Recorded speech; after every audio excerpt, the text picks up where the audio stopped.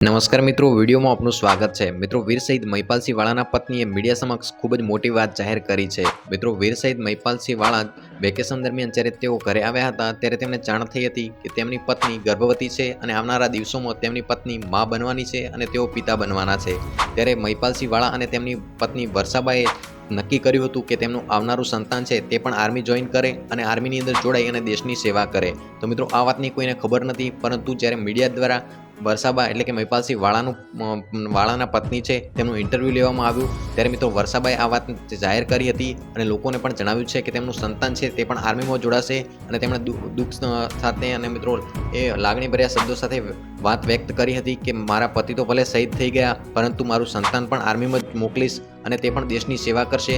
તો મિત્રો, વર્ષાબા માટે એક વિડીયોને લાઇક જરૂરથી કરજો અને તેમની આ વાત માટે તમે શું કહેવા માંગો છો તે પણ કોમેન્ટ કરીને જરૂરથી જણાવજો। તો મિત્રો, બસ આજના વિડીયો પૂરતું આટલું જ।